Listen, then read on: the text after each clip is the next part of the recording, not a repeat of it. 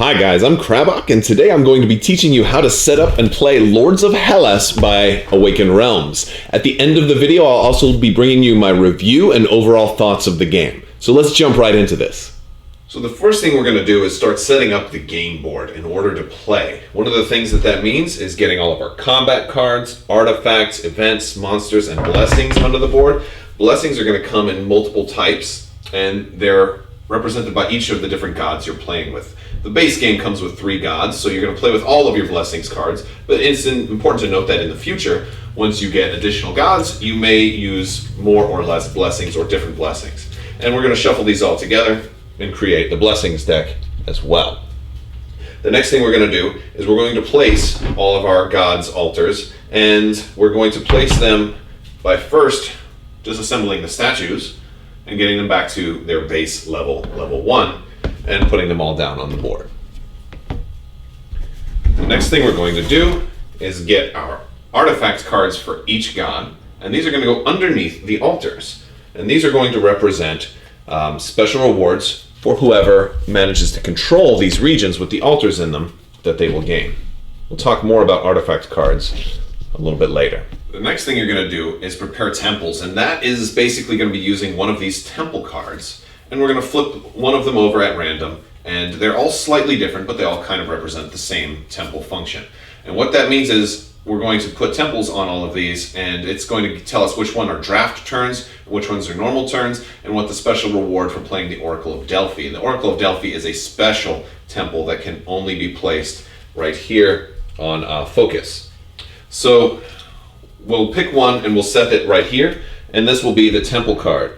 And so we're going to put our temples on this card, and we're going to populate all of them. Now, in smaller numbers of player games, we may not be using all 8 of the temples,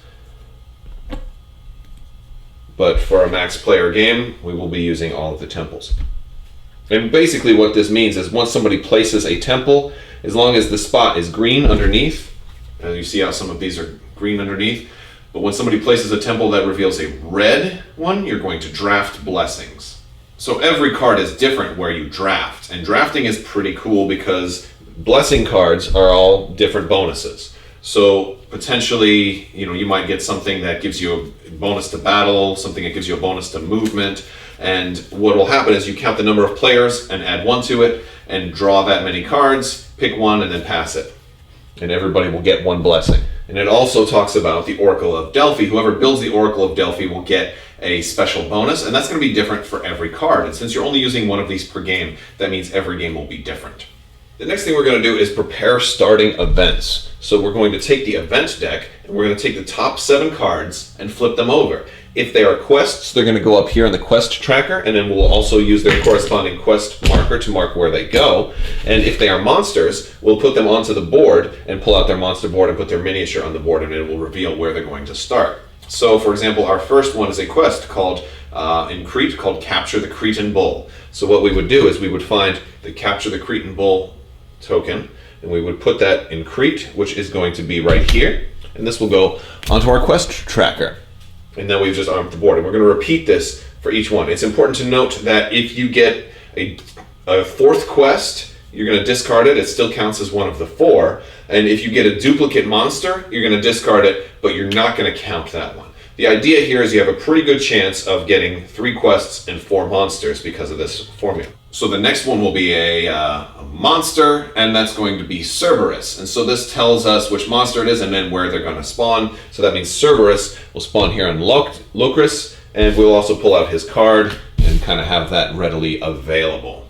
And we'll repeat this until we've done 7 cards. So I've gone ahead and populated my board. I've got 4 monsters out, I have 3 quests, all the extra cards I've discarded right here. I also want to point out at this point, if you're playing with the terrain expansion, this would be a good time to go ahead and swap out all of your temples for the plastic upgraded pieces and place your cities over anywhere where there is a square.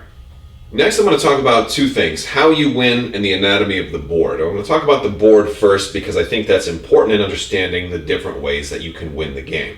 So we have different areas on this board, and they're all indicated by color. You have these 4 regions over here that are all green, all right, and they're all called a land.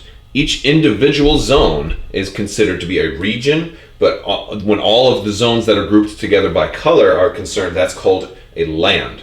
One of the ways to win is to control 2 lands. And there are some distinctions if you're playing with less than 4 players. For example, if you're playing with only 2 players, you actually need to control 3 lands, which is very hard to do. If you are playing with 3 players, you don't count the blue land. So that one is off limits, so you have to find 2 lands that are somewhere else. But if you're playing with 4 or more players, you have to control only 2 lands to win. It's important to note that this game is expandable beyond 4 players, but with the base set only plays up to 4. That being said, there are different types of regions. Regions that have the symbol of a temple on them are the ones that you can potentially build a temple in.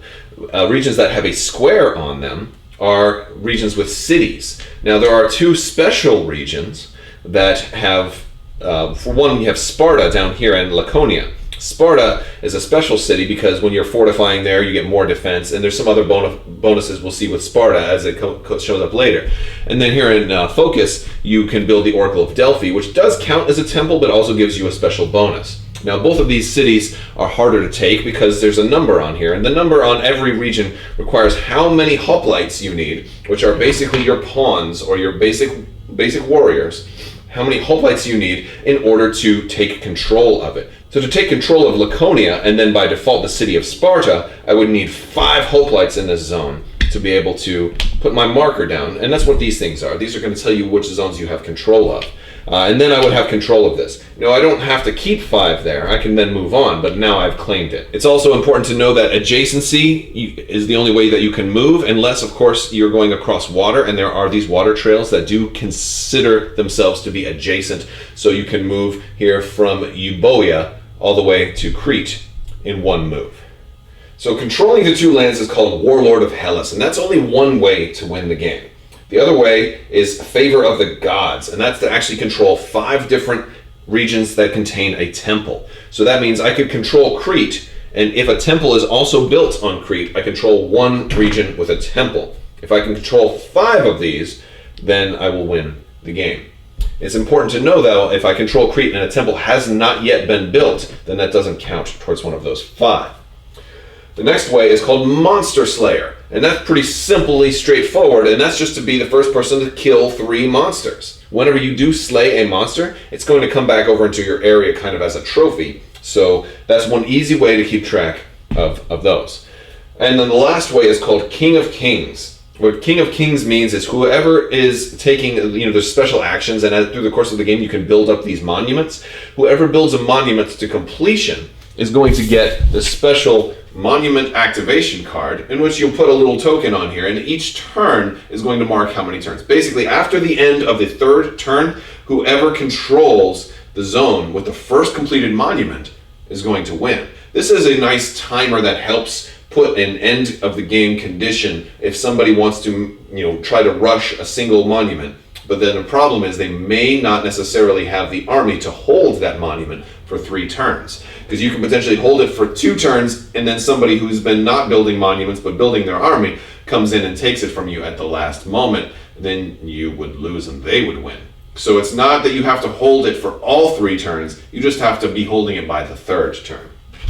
It's also important to know that King of Kings does not apply to the 2-player game. So if you build a monument to completion, you're not actually triggering an end game condition in the 2-player variant. So it's important to keep that in mind. The next thing that's going to happen is players are going to pick a color and a hero.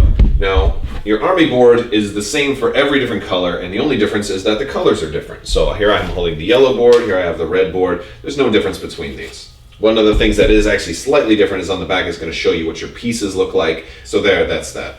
And then we're going to set this down, and this army board is going to tell us a lot of different things about our hero. For example, our leadership, strength, and speed, our special actions, and how many priests we have available.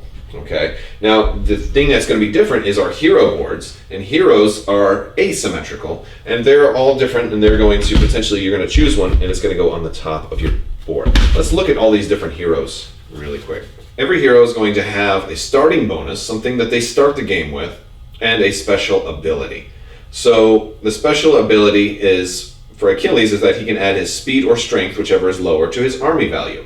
Now the hero is going to be somebody that's going around the board and not really doing battle with armies. So Achilles is different in that case because he actually can affect his hoplites. So he might not necessarily want to go off and run quests and slay monsters. He might want to help his armies actually conquer other lands. So that's one strategy for him. And his starting bonus is that he starts with 2 speed. Normally, characters only start with 1 of each stat. So leadership of 1, strength of 1, and speed of 1. Achilles would start with an additional speed. And I'll talk about more when we get into actions and special actions, how you actually increase those. So that's Achilles. Next is Perseus. One thing I also want to point out about these is that each of the art kind of aligns them with a specific color. Like Perseus has green highlights, Achilles has blue highlights in him, Heracles has red, and Helen has yellow. That doesn't mean that you have to use those with that color. That's just kind of the way they were designed, and they look kind of cool that way. It's the electricity coursing through their armor. So Perseus' special ability is, after using the prepare special action, you can place him in any region on the map, but you can't start a quest that way. So this will make a little bit more sense once we get into what prepare and move do, but he has Pegasus, even though the miniature doesn't. But he has Pegasus and he can fly around the map, so which is nice. It gives him extra mobility. And as a starting bonus, you can take a glory token in the same color as your starting region. Glory tokens are these nice tokens right here, and they're going to look like, there's one for each color of regions, like blue or red. And these do all sorts of very interesting things, and we'll talk about glory tokens a little bit more when we get down into the special actions.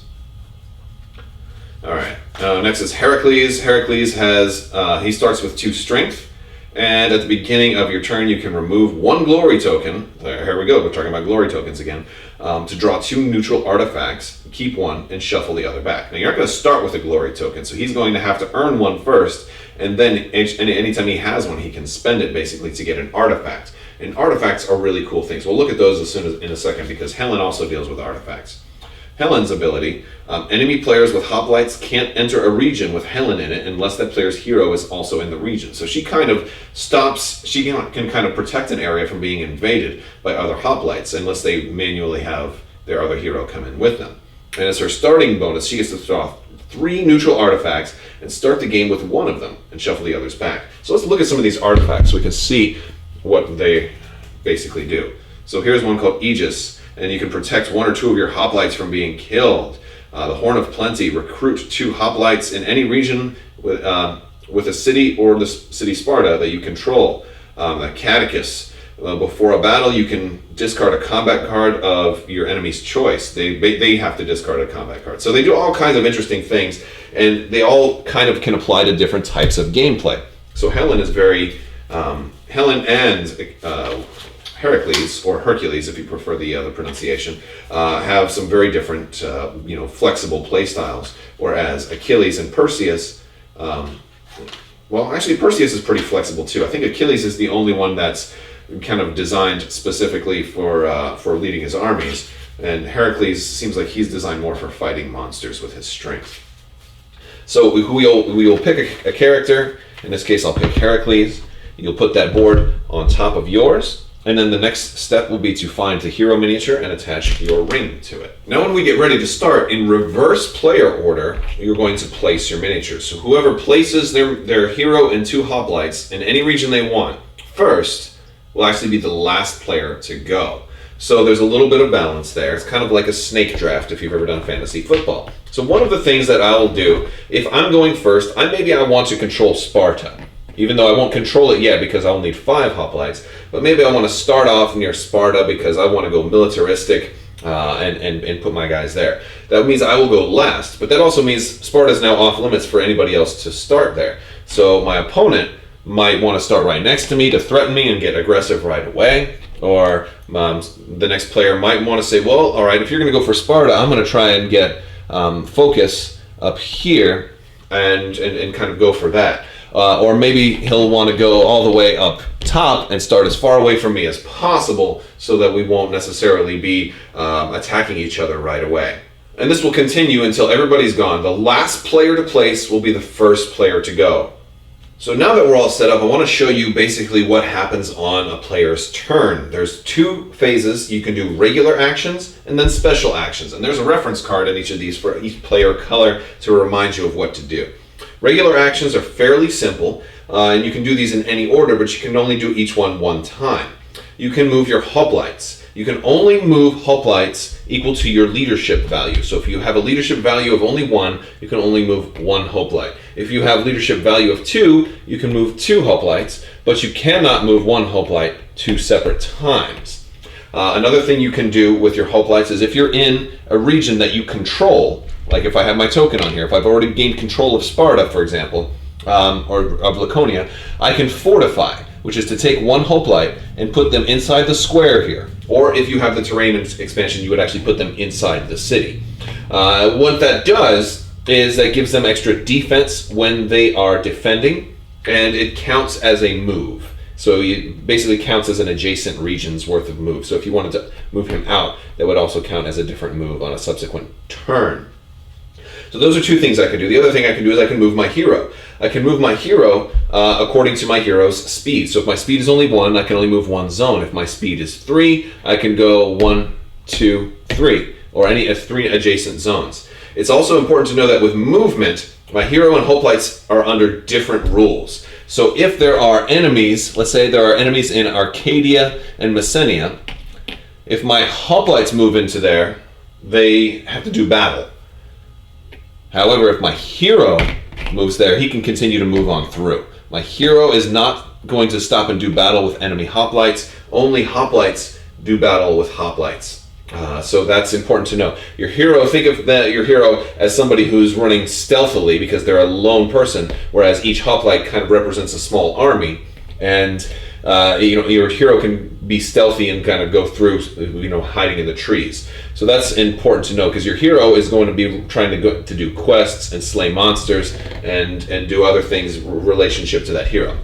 The other regular action I can do is pray, which if I had priests on my board here, I could actually send one of them to one of these monuments and put them right inside the little circle. And what that's going to do is it's going to give me benefits based on how big that monument is and based on which god I prayed to. And there's a handy reference chart here. Basically, Athena is going to give you leadership, Hermes is going to give you speed, and Zeus is going to give you strength. But if they're built up higher, in addition to that one strength, they'll give you something else, like perhaps combat cards, the ability to move all your units in one region, or to recruit a hoplite in any region you control. So the higher they are, the more benefits you're going to get from that. But then that spot is locked. And so if somebody else puts one in there also, now that is completely locked. Nobody else can pray there until a monument is built. The fourth thing that you can do is use artifacts. And if you happen to have an artifact, I don't have any right now, but let's say I did. Let's say I had Eridan's Thread. Move a chosen monster by 1 or 2 regions. So what I can do is I can exhaust this, or tap it if you prefer, and turn it sideways. And then I can move a monster by 1 or 2 regions. Maybe I want to bring a monster closer to me, or maybe I think we're going to do something to activate that monster, and that's one of the special actions that'll happen later on. Well, it's just a way for me to be strategic, because some of the monsters, when they activate, will damage all the hoplites in their region. So maybe I want to take this guy and put him here, so I think he'll end up, pressuring the hoplites to either leave or something like that. Now, when you tap an artifact, it stays exhausted until somebody does a build monument special action. And since I'm talking about special actions, so the next thing I want to talk about is special actions, because after you've done all of your regular actions, you can do one and only one special action. And these are listed right here, and they're the same for everybody. So the first one is prepare. Prepare lets you choose 2 of these 3 things, and you can do the same one twice if you want. So you can heal an injury. Injuries are indicated by your stats being flipped over with this little symbol here. And injuries are bad. Usually my monster will give you an injury, but let's say I had 5 strength, and then I took an injury to strength. Well, then it would flip over, and it counts as only 1 strength. And so until that's healed, I'll only have a strength of 1. Okay, but I only have 2 strength. So injuries are important. So you can heal an injury. You can draw a combat card. Combat cards are important because we're going to use those in battle and with monsters, and every player only starts with one. So this is a great way for people to get combat cards. It's important to note that you have a maximum of 4 combat cards you can hold in your hand. So if you ever have more than that, you'll have to discard down to 4. The only exception to that is when you're doing a hunt with a monster, which is the next special action we're going to talk about. So you can draw a combat card, you can heal an injury, or you can recruit 1 hoplite in the region that your hero is in. So if maybe I don't have any cities and I'm not getting any extra hoplites, I can potentially, if I'm over there, I can say, you know what, I'm going to recruit 1 hoplite. And then you can do any of those, you can do any 2 of those, but you can do also the same one twice if you want. So if I don't want to heal and I don't want any combat cards, I might just recruit 2 hoplites with the prepare action. Or I might heal 2 wounds or draw 2 combat cards. I have those options. So next is hunt. Hunt is if your hero is in a place where there's a monster, and don't forget, you got to move with the regular action before you get to the special actions. So if your speed is high enough, you could potentially chase down a monster and then initiate a hunt. So if you have done that, you're going to fight this monster, and we're going to do monster combat. And monster combat is really cool because it is going to invoke a whole different mechanic for the game. So the first thing, I'm going to swap these around, and let's say I'm fighting Cerberus because I have his monster card right here. We're going to get this monster card and get it ready to go. Each of these different squares represents a potential place where I have to wound Cerberus. So he actually has 1, 2, 3, 4, 5, 6, 7 hit points. And I'm going to have to hit him 7 times with specific types of attacks that are showing these weapons. So let's draw a couple of combat cards, because when I do a hunt, the first thing I'm going to do is draw combat cards equal to my strength. Heracles is nice for this because he starts with 1 more strength. So if I only had 1 combat card and I were to draw 2 more, well, now I'd have 3 different combat cards. So there's important things about these combat cards. When we're fighting a monster, we're only going to look at the top section. We're going to ignore everything in the blue. Okay? Because the blue is only for when hoplites are fighting other hoplites, when we're having an army fight. So when that happens, we'll ignore the red. But for now, we're going to only look at the red and then the number. So there's a couple of things about this. We have our artwork there, but this is a symbol, and this symbol has to match certain spots on the Cerberus. So we can play this card potentially, and it wouldn't do anything on the Cerberus because we don't have that symbol. So he's maybe immune to this type of axe. So I could potentially play a bow, which Cerberus does have the bow symbol right here. And what would happen is once I play the bow, it would give Cerberus a wound. Now that I've at least given Cerberus 1 wound, and I would play it, discard my combat card, then the next player to my left gets to basically take over as the role of the monster. And what they're going to do is they're going to draw 2 monster attack cards, and they're going to pick which one they want. Let me draw a different one because I drew 2 of the same ones. All right. So here's 2 monster attack cards, and they're basically going to play one, and I have to either meet this number by discarding cards of my own, or ignore it and suffer the consequences. So, for example, recall is 4. So if they play this on me, I have to play combat cards equal to value of 4, which I happen to have. Or I don't, and then in this case, this would immediately end the hunt, so I would lose that fight on the monster. Or they might play Fury. Strength the number here is the number of wound symbols on the monster tray. So however many wounds I had dealt to this monster, that's how strong this card would be. So as they get more and more closer to death, maybe they get angry. So there's a lot of theme in these cards as well. And if I can't beat it, so let's say this guy had 5 or 6 damage on him and I just didn't have enough combat cards to stop this attack, then we would do the effect. Deal an injury. If I already have an injury, it ends the hunt. So if this was my first injury, I'd be okay. And I would take it, and I could pick wherever I want that to go. Sometimes it will say the special attack, and then you would refer to the monster's special attack, which in this case would deal 3 injuries. It's important to note that if I ever have 4 injuries, my hunt immediately ends, because I can't actually flip over a 4th injury. So it's a good idea to make sure you are healed before you engage in a hunt with a monster. But supposing I did defeat this, let's say they played recall, I got rid of a 4, then we would go back to me. If I play a card to stop the effect, I get to draw 2 more combat cards and keep the hunt going. So I'll be able to draw 2 every turn as long as I play 1. If I just take the if I take the wound or whatever, suffer the consequences of the attack, and I'm still alive, then, or without 4 wounds, then I will only draw 1 combat card. So it's not like you can just take the attack and take a whole bunch of extra combat cards. That being said, we'll keep going back and forth until one of 2 things happens. The hunt will have to end either A, I'm going to defeat the monster, or B, I'm going to fail. And I'm going to fail either by taking 4 wounds, one of these special cards that says the hunt ends, or I don't have enough cards to put at least 1 more wound. It's important to know I can put multiple wounds. If I wanted to play this torch, which would put 1 up here, and maybe a sword, which would put 1 down here, I could do that as well. So I could put more than 1 on there. But when the time comes that I fail, the card stays there, and all of the wounds on the monster actually stay there. And that's dangerous, because you don't necessarily want to start a hunt if you don't think you can finish it, because then the next person could come by and initiate a hunt with that same monster, and now only maybe have 3 more wounds left to deal it. So hunting monsters is one of those things you want to make sure you're going to commit to, but sometimes you don't necessarily have to commit.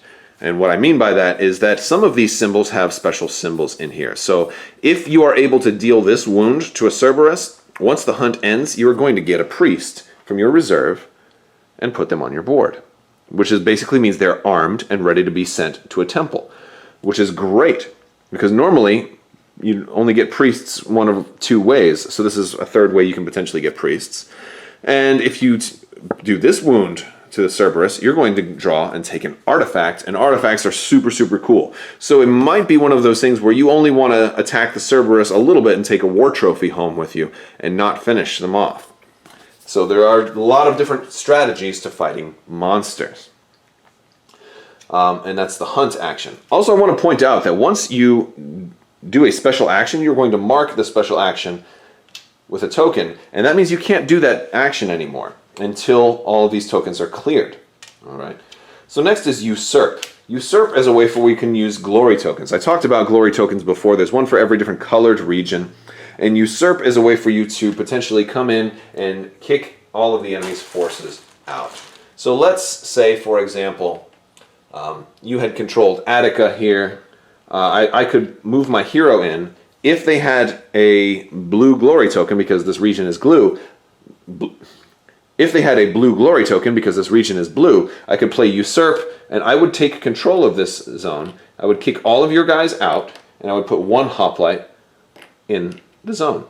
And I could even put him in the city if I wanted to. And I would now take control of that.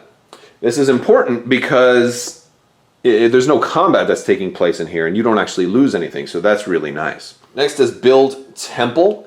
Build temple allows you to build a temple from the temple track onto any place that you control that can support a temple. In Attica, for example, while it has a city, it also has a temple, so I will put my temple right on this spot here. And once I build a temple, I also get to recruit a priest and put them on my player board right here. It's important to know that you only have 4 priests, so if you have no priests left to recruit, you will just forfeit that. Next is recruit. Recruit allows you to recruit hoplites in every city that you control. And that is a very important thing, because all of the cities, again, are the zones that have a square on them. You get 2 hoplites in every one. Additionally, if you control Sparta, you will actually get 4 hoplites in Sparta. So that's another thing that makes Sparta nice. The next special action is March. March is a nice one that allows you to move all of your hoplites in one zone to the next zone over, one adjacency. This can be combined with your leadership moving regular hoplites earlier in the turn to allow you to surprise people and do a big invasion. If there are enemy hoplites in that zone, that will start a battle. We will talk about battle after we're done with all of our special actions. The last special action is build monument. So let's say I've done a couple of different things, and now I'm ready to build a monument.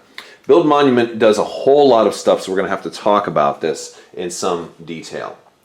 The first thing that build monument does is it makes all players remove all their priests from all the shrines. And so everybody's going to pick off all their priests, and they're going to go back to your reserve, not on your board.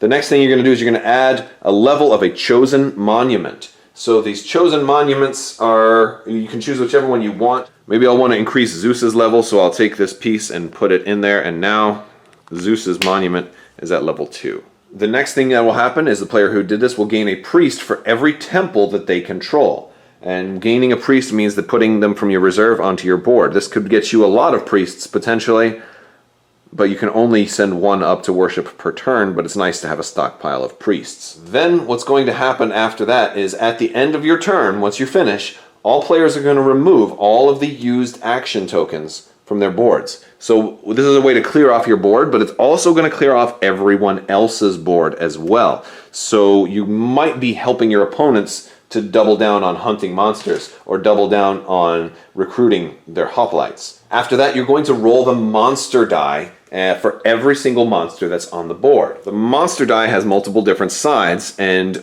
you'll start at the top and work your way down. If you roll a blank, the monster does nothing. If you roll an arrow, the monster moves one zone, and of course it's your choice because you did the build monument action.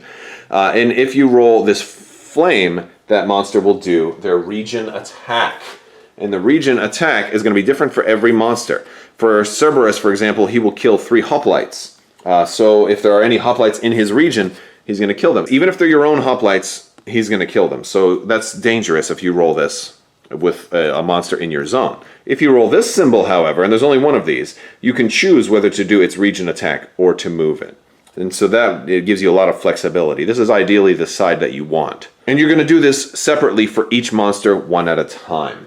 The next thing you're going to do is draw an event card. And an event card is going to give you a couple of different things. You're going to either draw another quest, and it will go onto the quest board if there's an empty spot, if a quest has been completed, or you'll draw a monster. Now, if it's a new monster that's not already on the board, you'll ignore the bottom part, you'll find that zone, get the card, and put Medusa on the board. But if the monster is already on the board, then they're going to evolve. And what that means is that you'll take Medusa's card, and you're going to put this underneath it. And now Medusa has an extra hit point that requires, an axy spear thing. So this makes these monsters harder to kill. And you could potentially evolve the same monster multiple times over the course of a game. And these can be all different effects. They're not always an extra hit point. Sometimes they're 2 hit points. Sometimes they're extra requirements to fight the monster. Basically, they mean the monster's getting harder. And that's going to conclude the build monument step. It is, however, possible, since build monument doesn't actually leave you with one of these tokens on your board because it wiped them all out. You could potentially build monument every single turn if you wanted to rush an endgame state, triggering your 3-round countdown. The problem with doing that is you definitely won't win that way because you won't have done any recruiting or preparing, and you won't have any army to hold that region. The next thing I want to do is talk about combat. If you were to march all of your hoplites into another zone with other hoplites, you can't actually peacefully coexist there. So we're going to resolve a battle. What's going to happen is we're going to add up our strength. There's no dice in this combat. It's basically going to be a straight number versus number contest, and which we will potentially play combat cards. Remember, these are the same cards we used in monster hunting, but instead we're going to use the bottom section and only use the blues. But the first thing we do is figure out how much combat strength we have. So first thing is figure out how many hoplites are in the battle. So I have 2 here that are in the fields of Laconia and versus your 2. I'm actually going to get 3 as a bonus for having somebody in Sparta. Him and +2 for being fortified inside the city. If it's another city, you get +1. So he would count as 2 there, but here he counts as 3 in Sparta. So I'm looking at 3, 4, 5 strength versus 2 strength. So the attacker here looks like they would lose that battle. So what happens next is the defender has an option to play 1 combat card from their hand. So if I'm already ahead, I might not want to play a combat card, but the problem is once I pass, I'm done for the rest of combat. The attacker then can respond by playing 1 card or passing. As soon as you pass, you are out. But if you haven't passed, you can keep going back and forth and playing more cards. And what you're going to do is you're going to look at this card and you're going to ignore everything in the red. This is going to add 1 more. So if I'm at 5 strength, if I was the defender, maybe I'd play 1 more to be up to 6th. And then there will be some extra bonus text here that would apply to what the battle is going to happen. Then the attacker could play, I will play a 4 to increase my special stuff. Now the problem is, that would bring me up to 6. Ties will go to the defender. But if you'll notice, there's symbols on some of these cards. So this one with a 1 doesn't have any little symbols in the bottom right. But some of these, like Wild Attack, has a casualty symbol at the bottom right. This other one had 2 casualty symbols. So these are important. You're going to have to remember those for the end of combat. Once a winner is declared, the loser has to evacuate. So let's say I lost. I would get pushed back into where I came from. The loser suffers 1 casualty, loses 1 hoplite automatically. You're usually not going to lose your entire force. You're just going to lose 1 hoplite. However, after the battle's over, however many of these symbols each player played, they're also going to lose that many more hoplites. So if I played both of these cards in a really big battle, I would lose 3 more hoplites, which is fine if I only have 1 to begin with. But if yellow played those to try to beat us, then they would lose all of their guys. So that's important to note. Another thing is, let's say the red attacking force were to win, and it was only 1 person in here, or 2 rather. Let's say they won, yellow would evacuate, and lose 1 hoplite. Now you have to evacuate to either a place that is friendly or neutral. You can't evacuate to another place that has troops in it. If there are enemy troops all around and you have nowhere to evacuate to, then all of your troops are destroyed and come off the board. If you are the attacker and you lose, you can only evacuate to the zone that you initiated the attack from. And that's how battle works. It's also important to note that once somebody has claimed an area and their token is here, you can take control of that with only 1 hoplite, even if the required number of hoplites to take control of a zone you don't have. The required number of hoplites is only there for establishing the initial control, but not to take over. A single hoplite can take a zone from an enemy if it's undefended, and that's not considered a combat. You don't roll a battle if somebody has a token here and I roll 1 guy in. That's just a normal straight up swap. There are some other things I want to talk about as well. Each monster has a monster specific artifact that you will get when you defeat them, and these are very powerful things. There are extra rewards that you will get in addition to defeating the monster. In addition to defeating a monster, you also get a glory token matching the monster's region of wherever you fought them. The same goes with the quests. Whenever you defeat a quest, you will gain the reward that's down at the bottom of it, as well as a glory token matching the land in which you completed the quest. Now, to start a quest, you're going to end your hero's movement on the cardboard shit that matches that quest, and you're going to compare stats to the farthest up that you can start the quest. If you only have, for example, 2 speed and 2 cities, you could start this quest on step 1. But if you had, maybe 3 speed and 3 cities, you could start this one on step 3 and instantly complete it. Now, you can start a quest even if somebody else is already on an earlier step. You could jump straight to step 3 if you had the stats and complete it right away out from under them. So people have to watch out for that. But you're in each of your heroes' movements, you're going to just move it 1 more without having to compare stats for every step along the way. It's only for starting. But these also reward glory tokens. If somebody gets a glory token that somebody else has, they actually take it from that other person. And glory tokens are useful for that. Now, like I said, they're also useful for usurp. It's important to know that when you use a usurp action, you're not actually losing your glory token. Glory tokens, think of them as fame in this particular region. I completed this quest over in the north, and now all the people in the north know that I'm awesome, so I can potentially use this badge of honor that they've given me. And that's what glory tokens are primarily used for. The last thing I want to talk about is initial strategy. I'm not going to give you an entire strategy to win the game as a whole, but initial strategy can be a little bit tough on your first game. So what I would suggest for most players is when you're getting ready to deploy your hero and 2 hoplites, think about a place that you can potentially establish control right away. Deploying to Sparta might be a nice strategy for later in the game, but it won't work right away.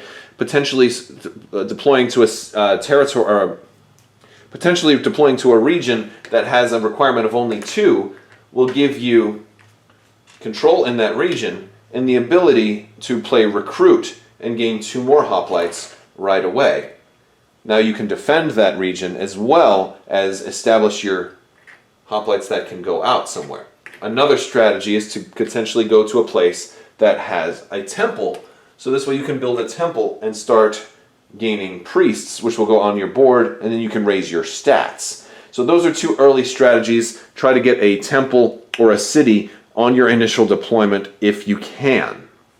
Another thing to think about is while certain zones have powerful cities, like Sparta is over here and you can build the Oracle of Delphi over here, each other colored zone does have at least one region that has both a city and a temple in the same region. So there are 3 double regions that have both a city and a temple, here, here, and here. So that's also important as far as balance of the map is concerned. So you want to probably try to get control of those because it helps you towards multiple different victory conditions if you can control an entire land that also has a city and a temple in it.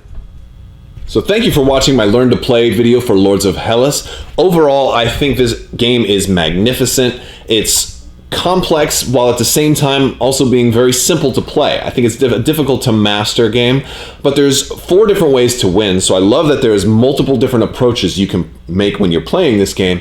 But I also love that it blends so many different types of board game mechanics. I think at its core, it's mostly an area control game, but it also has a lot of worker placement and engine building. It also has card drafting as well as glorious looking miniatures, and so it has a little bit of everything. I love the fact that you can have a good time playing this even if you don't win, and you can have these epic battles at the last second, rushing to control the monument on the 3rd turn, or trying to stop somebody from getting their 3rd monster. There's a lot of interesting stuff that can happen in this game. All in all, I think it's beautiful, fun, and huge. So thank you so much for watching. I hope this was helpful to you. If you like this video, make sure you subscribe to my channel for more great stuff. I want to thank you guys so much for watching, and have a great day.